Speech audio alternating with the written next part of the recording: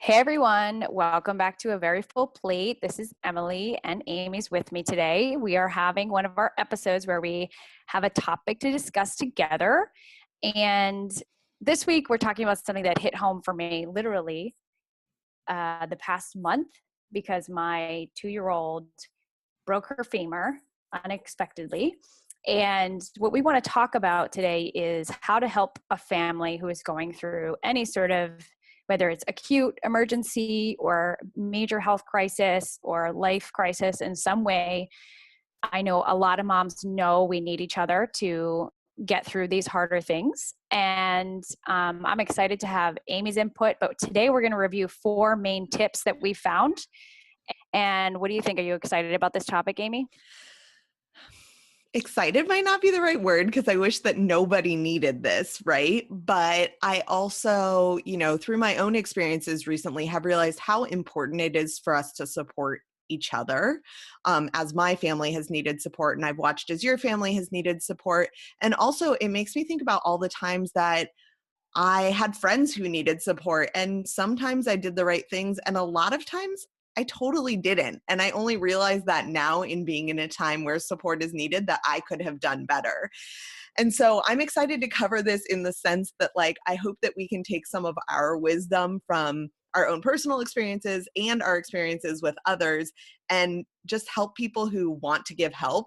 And then as you were talking, I was realizing it's also not just for people going through a hard time, though truth be told, I'll own it. I came up with that title because this could totally apply for your friend who just had a baby or frankly, someone who got married and is coming straight back to work. So it doesn't have to be all bad things, right? But there are plenty of times where we need a village and that village doesn't necessarily exist in the way that we need it anymore. And so I'm thinking of this as 4 tips for helping create the village that we all need or something. No, I agree. As an alternative. Anyone in any kind of life transition or struggle, or, even you feel like you see a sign that someone's not doing so great and how to step in appropriately. I agree with you. I think that the best helpers are people who have already been through a hard time. Yeah. Because they know, they identify with you, they recognize what's happening, they're not clueless, they're not in la la land. And I always find that people who help us the most are the ones who probably still need help, but are like, let me help you because I know what this is like. You know what's so funny is I was thinking I am way better at helping people who had a kid now that I've had a kid because I realized that oh my gosh, you need a lot of things. And it makes me think that what I've also realized is you need way more help after you have your second kid than your first, but it's also where help is more absent because you're not a new parent and everyone's like, oh, you've probably got this nailed. And I'm over here oh my goodness, I don't have anything figured out because now I'm 2 human beings to keep alive. And so I think that there's a lot of places where these tips really come in. Obviously, we focus mostly on food. Most of them have something to do with food, but I think that they have broader applications also, and we can talk a little bit about that as we dive into each one. Yep, I 100% agree with you. Let's get started with our first tip, which is to bring staple foods to the family. What are your staple foods that you want in your house? Oh, man. Well, I think staple foods, if I were talking about them not in bringing them to someone, might look a little bit different. But one of the things that a friend did for me when I had my first baby that was so, so helpful was just bring a bag of snacks, but kind of healthy snacks, right? So nuts and dried fruit and fresh fruit and chips and crackers and those kinds of things. And I had always been of the mindset of bringing a meal to somebody when I was helping them because it seemed so obvious. But I lived off those snacks for at least 2 weeks. Mm-hmm. And for me, it was really that's something I do a lot of now because I wouldn't underestimate how much it helps to just have a full pantry in times where you aren't necessarily able to think about food. And not only that, but when you have a newborn or when you're going through this, you're usually rushing in and out the door and you're rarely sitting down to a hot meal. I mean, not that a hot meal isn't welcome, but the staple foods are the things that get you through the day. They're sort of the bare minimum. At least I had an apple and some nuts. Yes, totally. So what are some of the staple foods that you would want to get? For us, it would probably be a lot of fruit, some like easy to chop veggies, obviously, like some sourdough bread, and then things like bars for us are big, like Mm. healthy bars that are not all sugar, things that are, we like RX bars, we like Epic bars, we sometimes eat Lara bars. I mean, that stuff helps because I can feed them to the kids and to us on the go, and it's protein and it's filling. So those more filling, healthy foods are huge for us. And of course, potato chips and seltzers and things like that we just Yeah. live off of.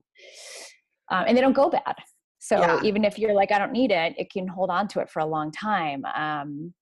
Something else Yeah. that has worked really well for me, things I've done for other people, and then things that have also worked that people brought to my house was like, for my best friend, when she first had a baby, I made chocolate chip cookie dough, and then I like froze the cookie dough in single serving scoops so that you could like just put one in the oven and make a cookie, which isn't Yum. necessarily the healthiest thing, but there's definitely ways to make it healthier.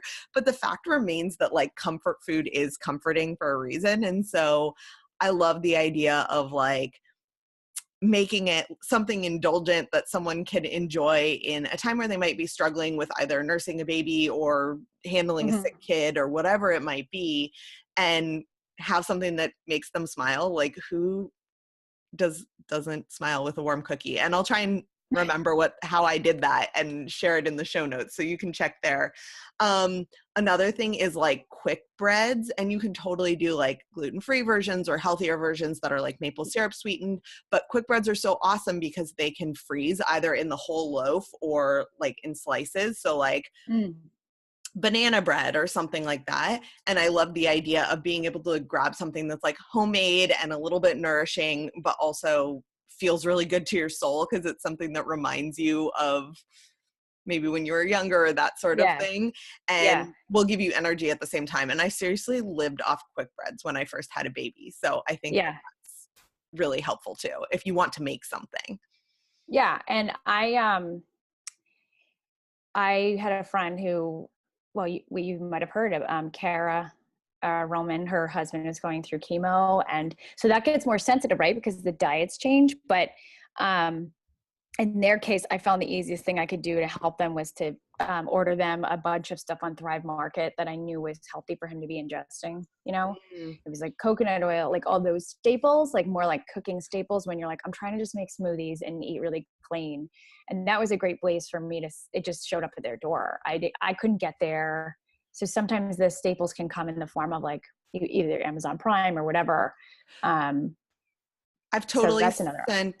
so we have a Fresh membership, and I've totally sent like an Amazon Fresh delivery to someone in a city that has it, of just like, here's a bunch of groceries, and it's not like pretty or wrapped or any of those things, but it is soul feeding. And for folks who want to listen in on Cara's journey, it's episode 10 of the podcast, and you can find that on our website, averyfullplate.com.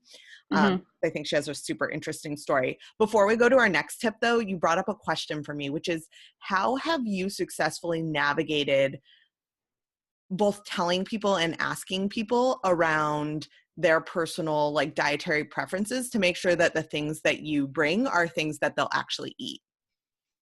I guess if it's someone close to you, you may already know, but sometimes I'll ask someone who's closer to them so that I don't have to bother them and say, hey, like almost like if they've got someone who's sort of refereeing the process of needing help, or if they've got a mom or a sister or a best friend, I might reach out to them and say, do you know what they love to eat? Or do you know what their favorite tea is or something? Because I want to send them something to let them know I'm thinking of them and to give them a little lower stress. So typically I try to avoid going right to the stores unless it's like your best friend, and in which case you pretty much know. Yeah.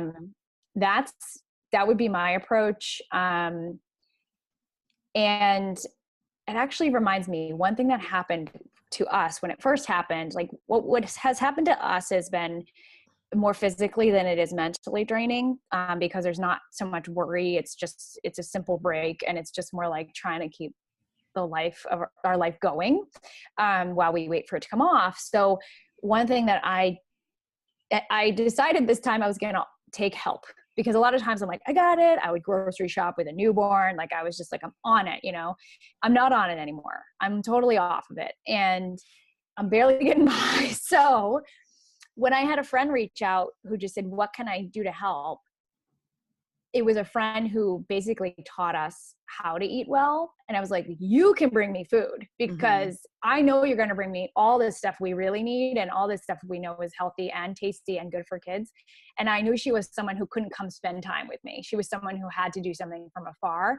And the next day she showed up, her assistant showed up with like 3 days worth of food. So I think sometimes if you're the one it's happened to, if you can immediately think like, this person can help me with this person can help me with that, because you have preferences or you have allergies, do that in your mind if you have the capacity, because it worked out so well for me. Whereas my other friends, where I wouldn't really be so sure they would know what we eat, I'm like, can you just come over and spend time with the big kids, or play dates or whatever. So I think asking for help is like the hardest part. And if you are someone who similarly to us is going through a challenging time and could use some support, I hope that you take away from this to like be generous in your asking for help, and you will have opportunities to be generous with others later. Like other people will also need help. One thing I do just want to note is I wouldn't let not understanding someone's dietary preferences be a barrier, because as much as it can be annoying to like have food that isn't what you're going to eat. I've seen it with my mom and dad, where my dad is on this keto diet, but my mom just really needs help. Is like, she has been so grateful when anyone has brought anything, because it's a sign that they're thinking of her, whether or not it's something my dad can eat. And by the way, she needs to eat too. So, you could feed a caregiver or like whatever it is. And then it's like doubly fantastic when someone who actually understands the keto diet, especially because it's so trendy right now, makes a meal that she can feed my dad. So it's like, it's awesome. And don't let it be a barrier to helping. This is true. And people do forget that other people in the family need to eat it, besides the person maybe it's happening to, or need things in general. So that's a really valid point. And I agree. It's sort of like the love language is like, you're giving a gift. You're saying, I'm thinking of you. This may not be perfect, but I want to help you. You have support. I'm here. And it almost opens up the conversation of what else do you need? Because I'm here and I'm ready. Exactly. Okay. We're going to come back to that one, because I want to get to our second tip, which is making meals that work anytime. So I love this tip because I think so often it's like people think of someone going through a hard time and they like make a casserole, which is a dinner, and that's great. But I also think like things that are a little bit more versatile. So salads that will keep, like a kale salad or a coleslaw or something like that would be fantastic, that you can pair with other things.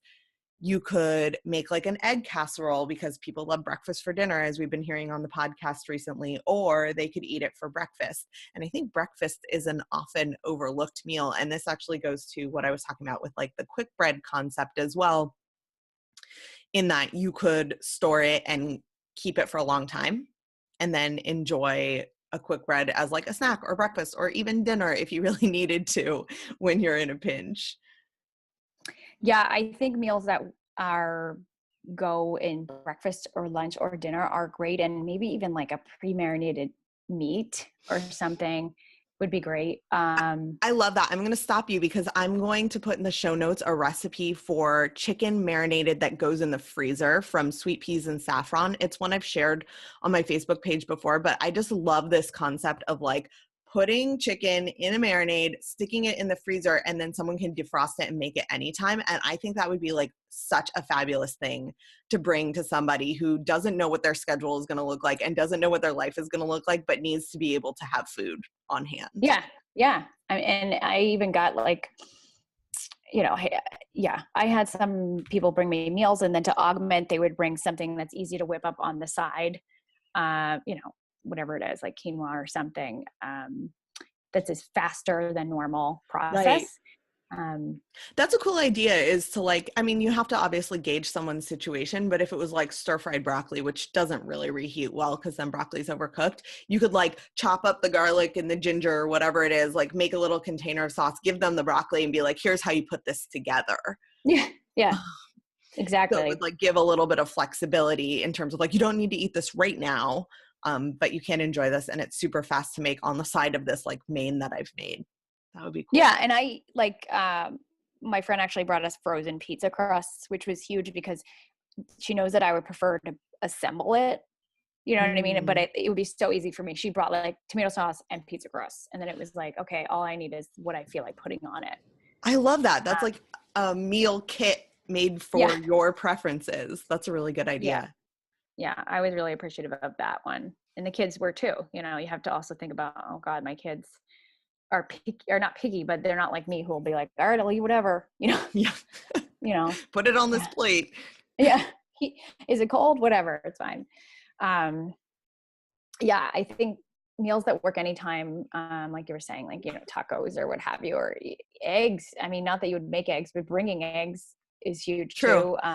I was saying you could do like a breakfast casserole or something though, Oh because you could yeah. totally have that for breakfast or dinner. And maybe I'll try and find a breakfast casserole link that I can include too if you guys want to go to the show notes and Yep. check that out. Yep. A We'll like breakfast. Yeah. we'll try to Yep. make this a reference for like if you're really in a bind and you need to bring someone something, you can just go pick our Oh, recipes and I like a quiche is fabulous. I mean, yeah. that's something you can eat anytime if it's in your repertoire. I mean, a quiche, egg baked stuff too is like cheaper if you're someone who's like, I want to help, but I can't really, dish out a whole meal to somebody. It's like, oh, make a quiche, Yeah, you know. absolutely. I love it. So, yeah, yeah. Cool.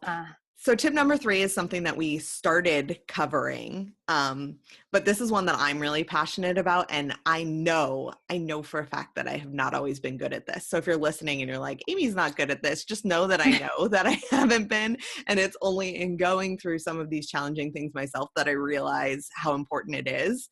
But I was actually listening to a podcast interview with Sheryl Sandberg, who went through the death of her husband not so long ago. And she was saying that the most important thing is to offer specific help instead of saying, oh, let me know if you need anything, to be like, I'd love to bring you a meal tomorrow. What kinds of things do you like?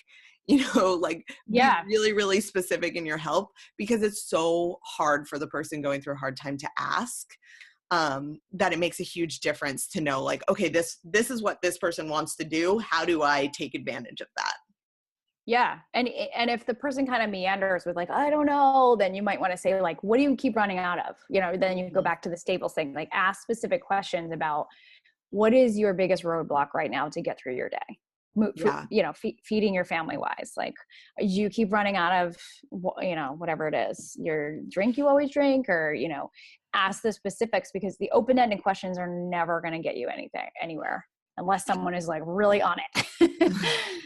How do you like people to ask to help you? Like, what does that sound like? I usually like someone to ask me, would you prefer I brought you a meal? Would you prefer I help you with the kids? Yeah. Because depending on the day, the answer would change. Right. Because I might be like, I already made dinner for tonight, but could you just take one of my kids who's being impossible right now? So I think giving an either or option makes somebody answer you honestly. I love that. Yeah, that's what I prefer right Yeah. now. Because I just think that when you're in this kind of place, you are so clouded by the issue that you're not even planning ahead. Forget it. Mm-hmm. You're like, I don't know how we're going to get through today. So, the more you can just simplify their lives, the better. Yeah, I think that's probably a good add-on to this, is like when you are offering something, have it be really like time relevant, like in the next week, because so often, even with a new baby, it's like, I don't know what I'm going to need next week because I have no idea what to expect, right? And Yes. so it's best to reach out in close proximity to when you're offering the thing, instead of saying like, oh, can I help you sometime soon? Because it's like, for so many of us who are just going through our lives, the days pass really quickly and a week seems like nothing. But for someone like you who's caring for a little one who's in like a body cast, and then you have 2 other kids to take care of, it's like, I imagine that the minutes are hours and the hours are days. It's like a call of help for this afternoon is actually the most helpful thing.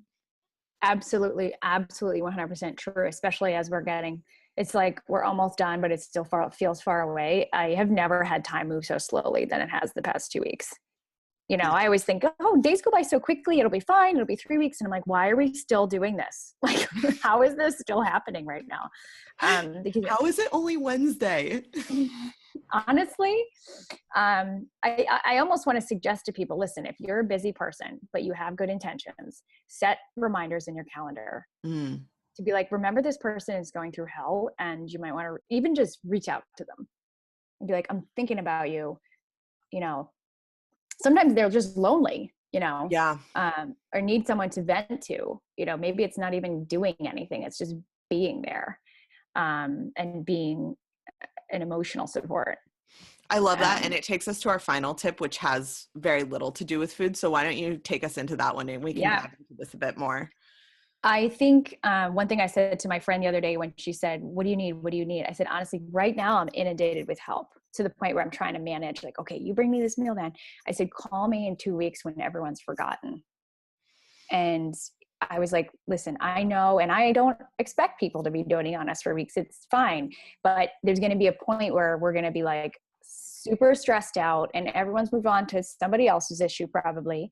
And I would suggest number 4 is the tip of keep checking in and keep asking and try not to forget these people, as they're not going to forget you when it happens to you. And I've just seen this happen on such a small scale right now. I can only imagine when someone goes through like 6 months of treatment, or, you know, their children's in and out of the hospital. And eventually people are like, oh, they figured it out, you know. Yeah. Probably not.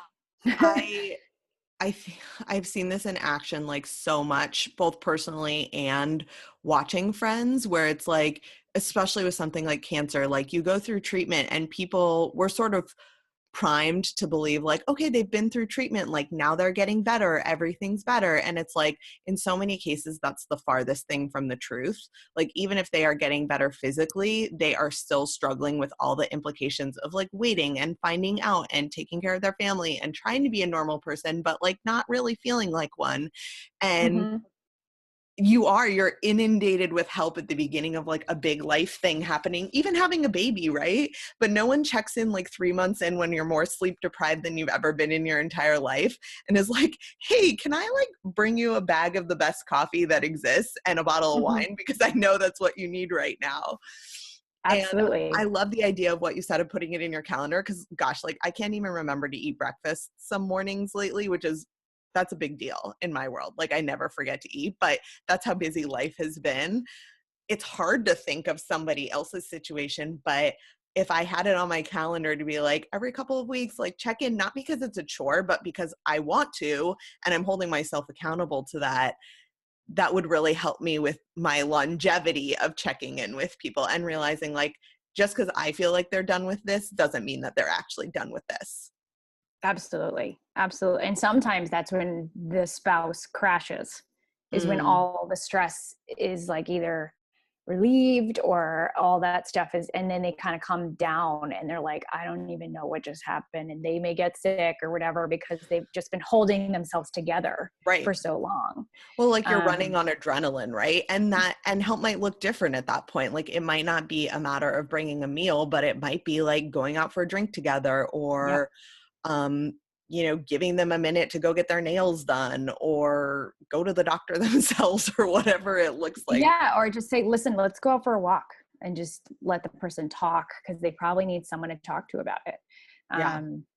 You know, and sometimes it may be like, you might have to push them a little bit and be like, no, really, let's go. I'm here. I'm showing up at your doorstep. You need to get it out. I think showing up is just so underrated because people are so not present anymore. They're online, they're on the phones. As we were talking about this, I was thinking like, this is my bonus tip, which is help doesn't just have to come in the form of food, right? Which I know a lot of people know, but we've focused on food here because that's at least what I know. And it's the space I'm most comfortable in. But as we're talking, I'm realizing like there are so many ways to help, even if it's just a text message or a phone call, or you know, you had mentioned like offering to take care of a sibling, or in my case, like maybe offering to take care of a grandkid so that like I could focus on helping my dad, or whatever it is. Like there are so many ways. And so I wouldn't let your inability to help with food because you are not local be a deterrent to helping in some way. Or maybe food's not your thing. Like Right. I mean, you could say, let me mow your lawn because you probably don't have the time anymore. Yeah. Or whatever your gift is that you may be good at might be exactly what they need, you Yeah. know? I love that. That's like, bring your gift to the table, Mm-hmm. right? Like, Mm-hmm. even if it's just like the gift of like, I have a little bit of time and I can help alleviate some stress for you by giving you some of it. Yeah. Do you want me to mop your floors or whatever it is? You know? The answer to that is always yes. Yeah, I absolutely agree. I think that will be the most comforting thing for them, and also the thing you feel most comfortable doing is offering your gifts. So that pretty much wraps up our tips. I would love it if our listeners would comment on our Facebook share any more tips, because I think that the more the merrier and the better off everyone will be. If you have a personal experience with ideas, please comment and share some better tips, and let us know how people have helped you and how you'd love to be helped, and all that fun stuff. Yeah, I love the idea of crowdsourcing the best ways to help, either from what you've experienced or what you have done that has really worked. And you can find us on Facebook at Real Food Talk for Real Parents, or Real Food Talk with Real Parents. And you can also find us, you can also find our website at averyfullplate.com, and that's where you'll find the show notes with all kinds of recipes that would work for this sort of thing, some of the things that we talked about here, so that you can quickly access those if you're in need of helping someone out. Absolutely. We should share all of our resources on the notes. Cool. Thanks so All much. right. I'm so glad you guys listened in on this topic. Can't wait to hear from you more, and we'll talk to you next week.